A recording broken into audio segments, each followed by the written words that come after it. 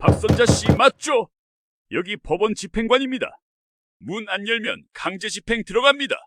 그 한마디에 제 몸이 굳어버렸습니다. 순간 손에 들고 있던 컵을 떨어뜨렸습니다.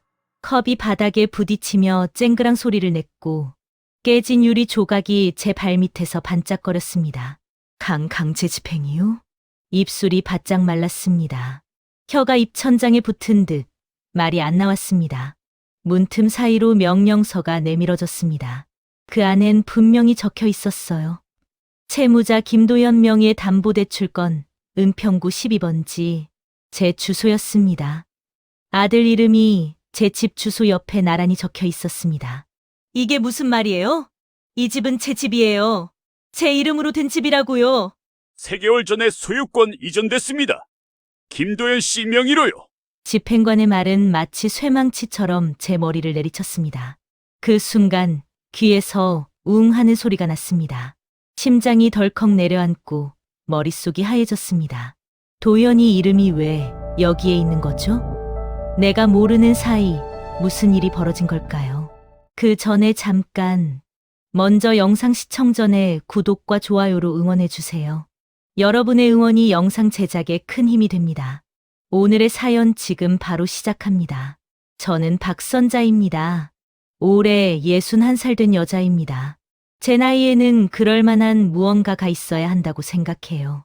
남편을 일찍 잃었으니 아이들이 그것일 수도 있고, 혹은 지난 삶이 그럴 수도 있습니다. 저한테는 그것이 집이었습니다. 남편은 도은이가 중학교 2학년일 때 암으로 세상을 떠났습니다. 그때가 18년 전입니다. 남편은 마지막 순간에 제게 이렇게 말했어요. 선자야, 이 집만은 꼭 지켜. 그 말이 제게는 유언처럼 들렸습니다. 남편이 남긴 이 집은 우리 가족의 모든 추억이 담긴 공간이었거든요. 벽에 붙은 도은이의 성장 그래프, 거실 소파에 남은 남편의 체온, 부엌에 흐릿하게 남아있는 남편 목소리까지. 남편을 잃은 후 그 집이 제게는 유일한 정서적 안식처였습니다. 매 월급마다 대출금을 꼬박 갚아가며 그 약속을 지키고 있었어요. 20년 가까이 한 번도 밀린 적 없이요. 도훈이가 고등학교를 졸업하고 사회에 나갔을 때 저는 정말 뿌듯했습니다. 혼자 아이를 키워내었다는 것도 있었지만 남편을 위해서 이 집을 지켜냈다는 사실이 더 큰 자부심이었죠. 그런데 도훈이가 26살이 되던 해 삶이 얼마나 예측 불가능한지를 깨닫게 되었습니다. 그날은 평범한 수요일 아침이었습니다. 저는 직장에 다녀야 했고 도훈이는 다니던 회사에 출근해야 했습니다. 영업직으로 일하던 아이는 늘 바쁘다고만 했습니다. 그날 아침 도훈이는 유독 침묵했습니다. 밥을 푸는 손도 떨렸고 눈빛도 흔들렸어요. 저는 그걸 느끼고 있었습니다. 엄마의 감각이라는 건 참 신기해서 아이가 무언가 감추고 있을 때 바로 알아채곤 하죠. 제가 먼저 꺼낸 질문에 도훈이는 고개를 저었습니다. 아니야, 엄마 그냥 피곤할 뿐이야. 하지만 그건 거짓이었습니다. 아들의 눈은 공포와 불안으로 가득 차 있었거든요. 그 부분을 지금 생각해보면 그것이 모든 일의 시작이었던 것 같습니다. 만약 제가 그날 도훈이를 더 자세히 봤다면, 혹은 더 깊이 물어봤다면 지금의 상황이 달랐을 수도 있었을 거라는 생각 말입니다. 하지만 인생이란 그런 거 아닙니까? 후회는 항상 뒤에서 오는 거죠. 당시 저는 일이 바빴습니다. 더 깊이 생각할 여유도 없었어요. 도훈이를 출근시키고 저도 급하게 집을 나섰습니다. 그것이 마지막으로 평화로운 아침이었습니다. 그날은 비가 오락가락하는 날씨였습니다. 저는 퇴근길에 마트에 들러 반찬과 장을 봤습니다. 저녁 밥상을 어떻게 차릴지 생각하며 계산대에 섰던 기억이 납니다. 집에 도착한 시간은 저녁 6시 정도였어요. 열쇠를 돌리고 문을 열던 순간부터 뭔가 이상한 느낌이 들었습니다. 정확히 설명할 수 없는 그런 불안감 말입니다. 도훈아, 엄마 왔어. 집은 조용했습니다. 아들은 아직 들어오지 않았던 걸까요? 저는 짐을 내려놓고 냉장고에 음식을 정리하기 시작했습니다. 그때였어요. 현관 초인종이 울렸습니다. 저는 큰 기대 없이 문을 열었습니다. 보통 이 시간에 오는 손님은 없었거든요. 혹시 택배든지 아니면 전도사든지 하는 일반적인 방문객 정도로 생각했습니다. 문을 열자 제 눈앞에 남자 둘이 서 있었습니다.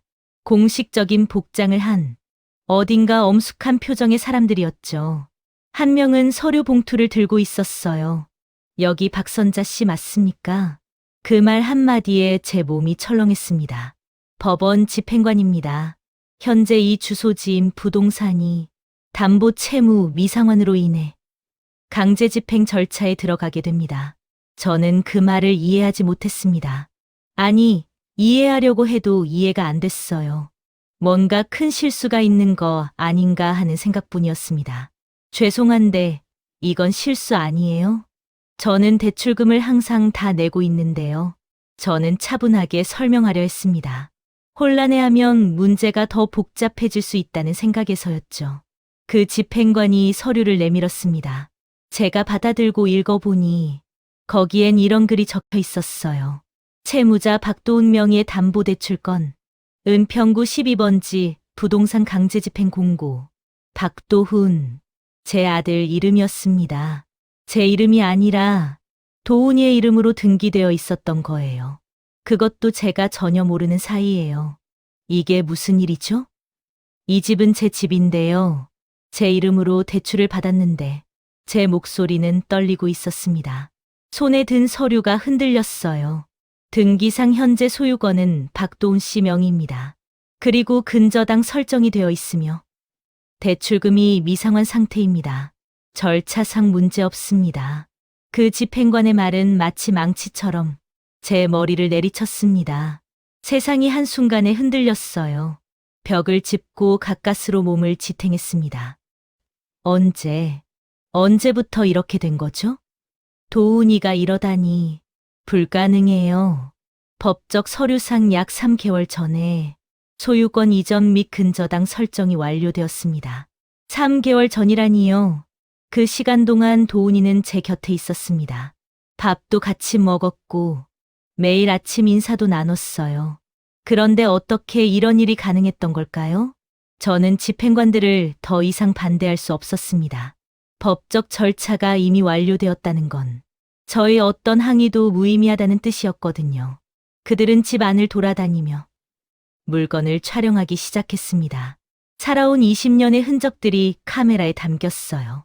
거실 소파, 낡은 식탁, 부엌의 냉장고까지 모두 다요. 그 과정에서 가장 힘들었던 건 제 감정을 어디로 둬야 할지 모르는 것이었습니다. 분노, 공포, 절망, 모든 감정이 섞여 있었거든요. 집행관들이 나간 후 집은 어두웠습니다. 특별히 불이 꺼진 건 아니었지만 제 눈에는 그렇게 보였습니다. 마치 이 공간이 더 이상 제 것이 아닌 것처럼요. 저는 도훈이에게 전화를 걸었습니다. 벨이 울렸어요. 1번, 2번, 3번. 그리고 겨우 그의 목소리가 들렸습니다. 엄마, 그 한 단어만으로도 제 입에서 울음이 터져 나왔습니다. 도훈아, 지금 무슨 일이야? 법원에서 사람이 와서 집이 내 이름으로 넘어갔다고 했어. 그게 무슨 말이야?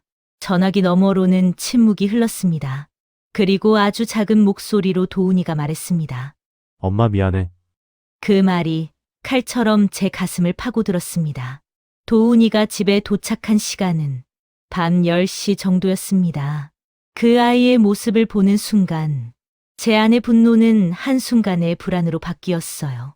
도훈이의 얼굴이 그렇게 망가져 있었거든요. 며칠을 안 자본 것처럼 눈 밑에는 거무스름한 자국이 내려앉아 있었고 손도 자꾸 떨렸습니다.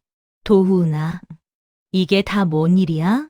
왜 엄마한테 말도 안 했어? 저는 냉정한 목소리를 유지하려 했지만 목소리는 자꾸만 떨렸습니다.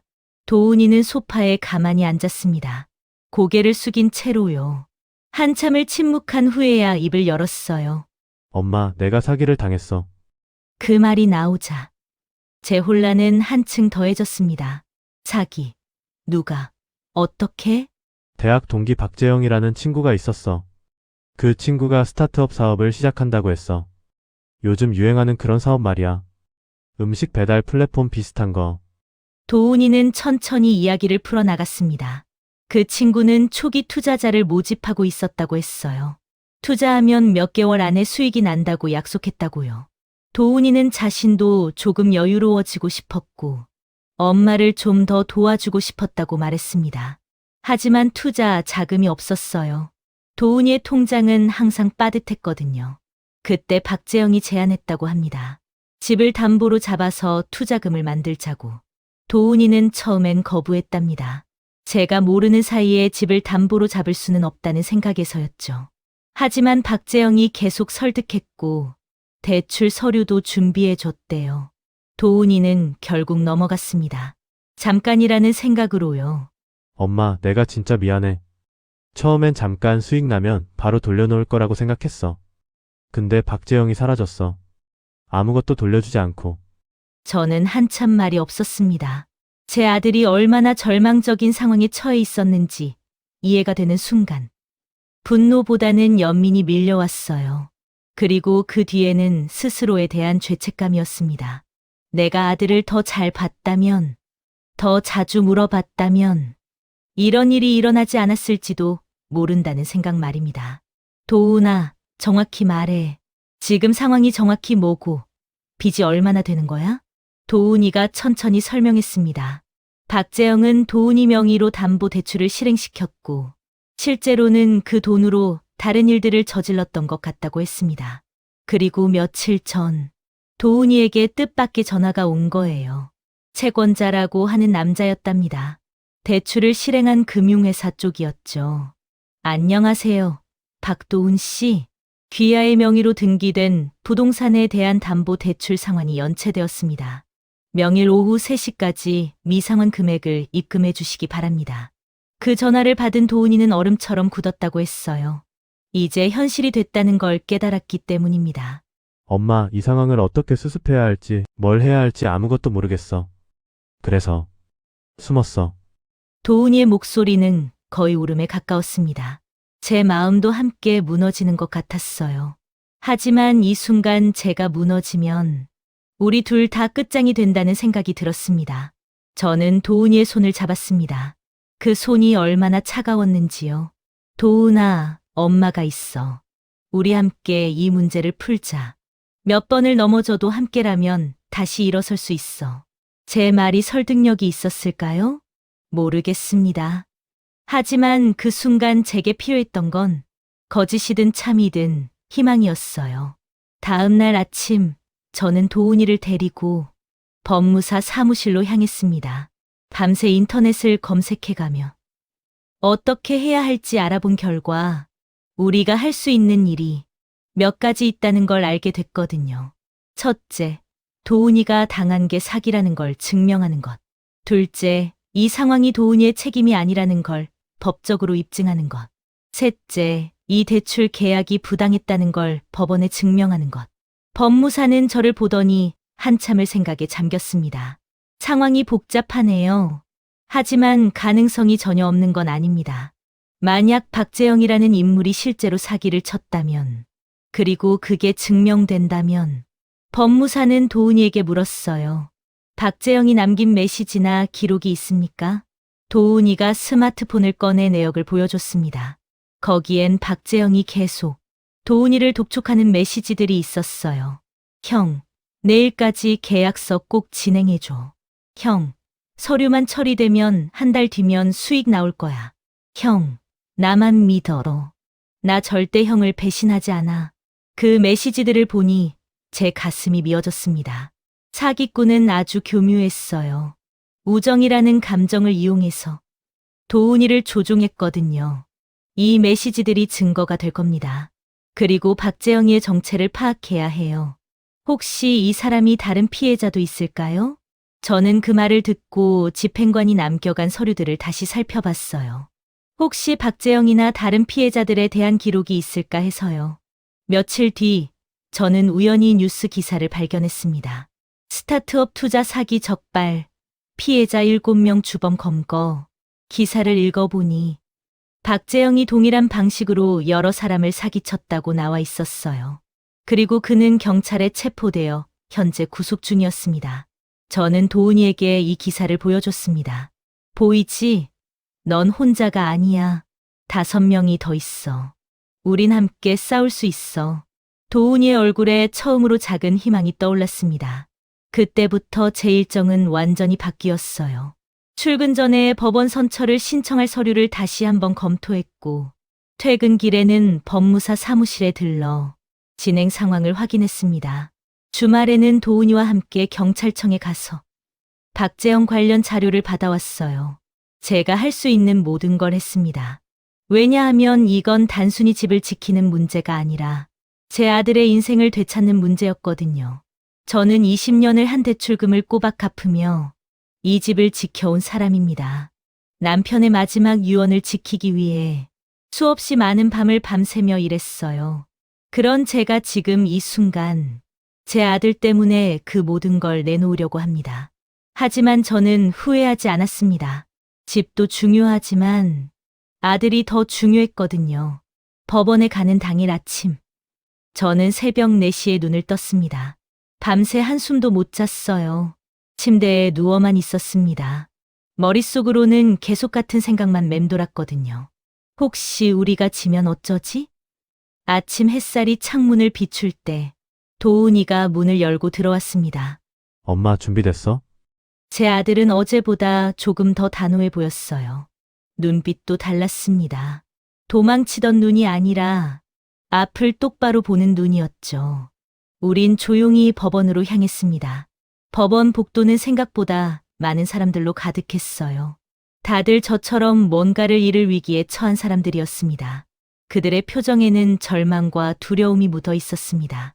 저도 두렵긴 했어요. 하지만 동시에 이상하게 차분했습니다. 우리가 할 수 있는 건 다 했으니까요.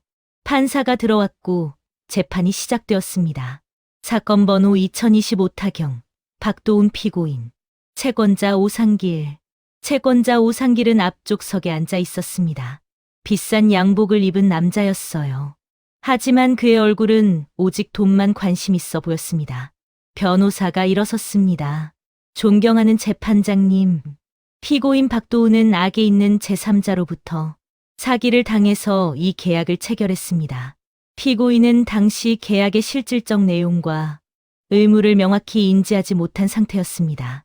주요 사기범 박재영은 현재 경찰에 구속되어 있으며 동일한 수법으로 피해를 입은 피해자가 다수 존재합니다. 따라서 이 담보권 설정은 무효로 판단되어야 합니다. 판사가 저희를 봤습니다. 그 시선은 어떤 감정도 드러내지 않는 전형적인 법관의 시선이었어요. 증거 제출하시겠습니까? 변호사가 도훈이가 모은 모든 자료를 제출했습니다.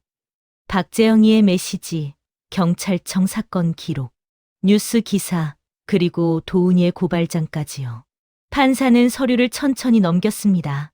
저는 그 시간이 얼마나 길게 느껴졌는지 모릅니다. 마치 제 인생 전체가 그 종이 위에 달려있는 것처럼요. 그 다음 채권자 오상길의 차례였습니다. 존경하는 재판장님, 이건 감정의 문제가 아닙니다. 계약은 법적으로 유효했고 등기 이전도 완료되었습니다. 감정적으로는 안타깝지만 법은 감정을 보지 않습니다. 그 말을 듣자 제 안에 뭔가가 끌어올랐습니다. 법은 감정을 보지 않는다고요? 그럼 법은 뭘 보는 거죠? 진실은 어디로 간 거고 정의는 어디 있는 건가요? 저는 자리에서 일어났습니다. 변호사가 팔을 잡으려 했지만 저는 그를 떨쳐내고 판사를 향해 말했어요. 재판장님, 제 말을 좀 들어주시겠어요? 저는 20년을 이 집을 지키기 위해 일했습니다. 남편을 일찍 잃고 혼자 아들을 키워냈어요. 그 과정에서 한 번도 대출금을 미납하지 않았습니다. 제 아들이 저지른 실수가 있다면 그건 순수하게 친구를 믿었다는 거예요. 누군가를 믿었다는 게 죄라면 제가 대신하겠습니다. 하지만 제 아들은 사기 피해자입니다. 그리고 그 사기범은 이미 잡혔어요. 그럼 법은 진짜 피해자를 봐야 하지 않을까요? 제 목소리는 떨렸지만 단호했습니다. 판사는 제 말을 듣더니 고개를 끄덕였습니다. 그것만으로도 제 심장이 철렁했어요. 혹시 우리가 이길 수 있을까? 재판은 그 자리에서 끝났습니다. 판결은 일주일 뒤에 나온다고 했어요. 법원을 나오며 오상길이 제게 다가왔습니다. 이게 끝난 줄 아세요? 법원은 냉정해요. 정에 흔들리는 판사는 없습니다. 그는 조금 비웃는 목소리로 말했어요. 저는 그를 똑바로 봤습니다. 세상에 냉정한 법이 있다면 하늘에는 냉정하지 않은 진심도 있습니다. 저는 도은이의 손을 잡고 법원을 나왔습니다. 일주일은 정말로 긴 시간이었습니다. 매일 아침 일어나면서 저는 같은 생각을 반복했어요. 오늘이 판결 통보 날일까? 혹은 내일일까? 일 없이도 마음이 불안했습니다. 직장에서도 업무에 집중할 수가 없었어요. 정오가 되면 휴대폰을 꺼냈다 넣었다를 반복했습니다. 도훈이도 마찬가지였어요. 그 아이는 보험회사에 다시 출근했지만 일에 임하는 태도가 예전 같지 않았습니다. 마치 시간만 때우는 것처럼요. 우리는 밤마다 거실에 앉아 서로를 바라봤습니다. 말은 많지 않았어요. 다만 함께 있다는 것만으로도 서로를 위로했던 것 같습니다. 판결 통보가 온 날은 평범한 목요일 아침이었습니다. 우편이 도착했다는 알림을 받고 저는 재빨리 문을 열었어요. 손이 떨렸습니다. 봉투를 뜯는 것도 조심스러웠습니다. 서울중앙지방법원 결정. 채무자 박도훈에 대한 담보권 설정은 사기 피해로 인한 것으로 판단되며 해당 계약은 무효로 한다. 따라서 강제집행 절차를 즉시 중단하고 등기부에 기재된 담보권을 말소하도록 명한다. 저는 그 글을 읽고 있는데 눈앞이 흐려졌습니다. 도훈아, 도훈아, 우리 이겼어. 그 말을 외치자 눈물이 터져 나왔어요. 도훈이도 제 품으로 안겨 울었습니다. 엄마, 우리가 정말 이긴 거예요? 그래, 우리가 이겼다. 끝까지 포기하지 않고 싸워서 우리가 이겼어.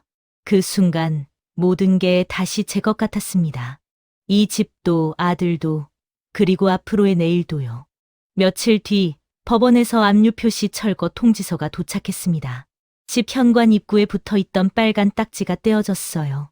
제가 직접 떼어냈습니다. 손으로 천천히 조심스럽게요. 그 딱지가 떨어지는 순간 마치 무거운 짐을 벗은 것 같았습니다. 저는 문을 어루만졌어요. 이제 됐다. 다시는 아무도 이 집에 손 못 대. 도훈이가 제 옆에 섰습니다. 그리고 조용히 말했죠. 엄마, 나 다시 시작할게. 이번엔 진짜로 엄마가 자랑스러워할 수 있는 아들로. 저는 고개를 끄덕였습니다. 이미 그렇고 있잖아. 그날부터 우리 삶은 조금씩 달라지기 시작했습니다. 도훈이는 회사 업무에 더 진중하게 임했어요. 그리고 밤마다 온라인 강좌를 들으며 새로운 기술을 배웠습니다. 자격증도 취득했고요. 몇 개월 뒤에는 다른 회사로 이직했습니다. 더 나은 환경으로요. 저도 변했습니다. 처음에는 이 집을 지키는 것이 제 인생의 목표였어요. 하지만 이 사건을 겪으면서 깨달았습니다. 지켜야 할 건 벽과 천장이 아니라 함께 살고 있는 사람이라는 걸요. 저는 일을 조금 줄였습니다. 그 대신 도훈이와 함께 시간을 보내는 걸 중요하게 생각하기 시작했어요. 밥을 함께 먹고 저녁마다 대화를 나누고 주말에는 영화도 보고요. 이것이 정말 당연하고 소중한 일이라는 걸 깨닫는데 50년이 넘게 걸렸네요.